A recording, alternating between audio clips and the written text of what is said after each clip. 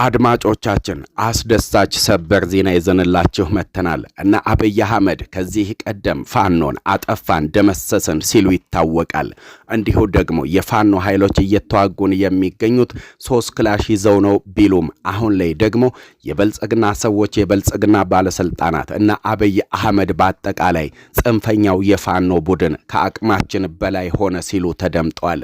ፋኖን ለማጥፋት ብዙ ተዋግተናል ያለ የሌላ ኃይላችንን አቅማችንን ተጠቅመናል ያሉት የብልጽግና ሹማምንት አሁን ላይ የፋኖ ኃይሎች ከአቅማችን በላይ ሆነዋል፣ ጽንፈኛው ቡድን ከጥንት ጠላቶቻችን ጋር ተሰልፎ ኢትዮጵያን ሊበትን ነው ሲሉም ነው የተደመጡትም።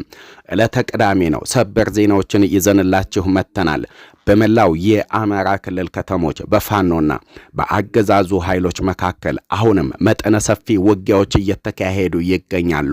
ታዲያ የፋኖ ኃይሎች ወደ ተለያዩ ትልልቅ ከተሞች መግባታቸው ሲገለጽ የብልጽግና ሹማምንት የሆኑት እና አብይ አህመድ ከፋኖ ኃይሎች ጋር አማልዱን፣ ጽንፈኛው ቡድን ከብዶናል፣ ጽንፈኛው ቡድን ኢትዮጵያን ሊበትን ነው እያሉም ነው የሚገኙት።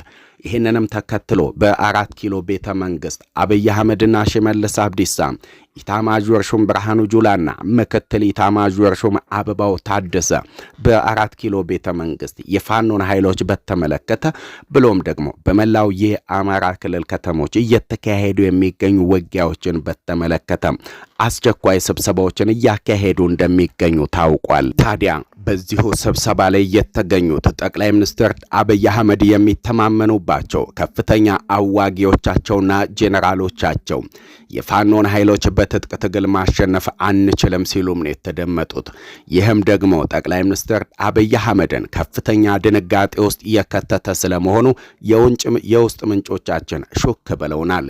የጠቅላዩ ከፍተኛ አዋጊዎችና ጄኔራሎች ከዚህ ቀደም ጽንፈኞችን ደመሰስን፣ አጠፋን፣ 90 በመቶ የሚሆነውን የአማራ ክልል ከተሞች ነፃ አወጣን ሲሉ ቢቆዩም አሁን ላይ ደግሞ የፋኖ ኃይሎች ከአቅማችን በላይ ሆነዋል ብለዋል። ኢታማዦር ሹም ብርሃኑ ጁላና እንዲሁም ምክትል ኢታማዦር ሹም አበባው ታደሰ የፋኖን ኃይሎች ፈጽሞ በትጥቅ ትግል ማሸነፍ አንችልም ነው ሲሉም የተደመጡትም።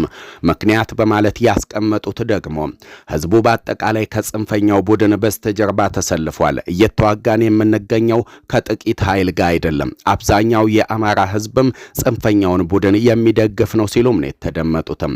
ከዚህ ቀደም መከላከያ ሰራዊቱ የሚዋጋው ደጀን ባለበት ቦታ ነው ሲሉ የተደመጡት ምክትል ኢታማዦር ሹሙ አበባው ታደሰ አሁን ላይ ግን መከላከያው ያለ ደጀን እየተዋጋ ነው፣ የፋኖ ኃይሎች ግን ደጀን አላቸው።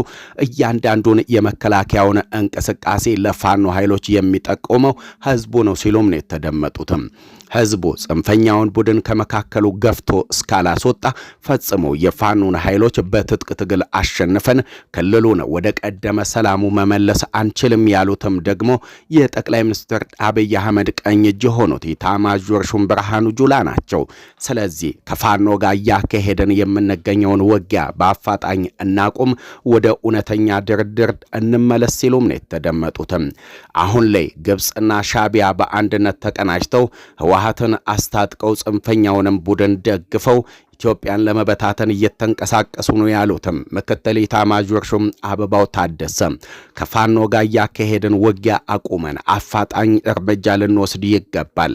የፋኖን ኃይሎች በሰላማዊ መንገድ በመደራደር ለከፍተኛ የፋኖ መሪዎችና አዛዦችም ሹመትና ስልጣን በመስጠትም እንዲሁ ለየፋኖ ተዋጊዎችንም መከላከያ ሰራዊቱን ብሎም ደግሞ የፌዴራል ፖሊስን በመቀላቀልም የአሰብ ወደብን ለማስመለስ በአንድነት ልንቆም ይገባል ሲሉም ተደምጠዋል። ታዲያ ይህ ሊሆን የማይችል ከሆነ የፋኖ ኃይሎችም ከጎናችን ማይሰለፉ ከሆነ ግብፅ፣ ሻቢያና ህወሓት ብሎም ጽንፈኛው ቡድን ኢትዮጵያን ልክ እንደ የመንና ሶሪያ ለመበታተን ከፍተኛ እንቅስቃሴዎችን እያካሄዱ እንደሚገኙ መረጃዎችን ሰምተናል ሲሉም ነው የተደመጡትም። ታዲያ በዚሁ ስብሰባ ላይም የፋኖን ኃይሎች ወደ አንድነት መምጣት እየተጠባበቁ የሚገኙ የብልጽግና ሰዎችም ከፋኖ ኃይሎች ኃይሎች ጋር ለመደራደር አመቺ ሁኔታን ይፈጥርልናል ሲሉም ነው የተደመጡትም። ጽንፈኛው ቡድን ወደ አንድነት የሚመጣ ከሆነ እንደ ፍላጎታቸው በአዴን ውስጥም ይሁን የፌዴራል ክልል ውስጥም ሹመትና ስልጣን እንሰጣቸዋለን፣ እንዲሁ የፋኖን ተዋጊዎችም ደግሞ መከላከያን ብሎም የፌዴራል ፖሊስን አድማ ብተናንና እንዲሁ የከተማ ፖሊስን እንቀላቅላቸዋለን ሲሉም ነው የተደመጡትም። ውድ አድማጮቻችን ስለምትከታተሉን ስለምታደምጡን ከልብ አመሰገንን። በቀጣይ ቪዲዮቻችን እስከምንገናኝ ሰላም ጤና በያላችሁበት ይብዛልን አለን። እኛ ከወዲሁ ልንሰናበታችሁ ወደድን። ሰላም ሆኑልን።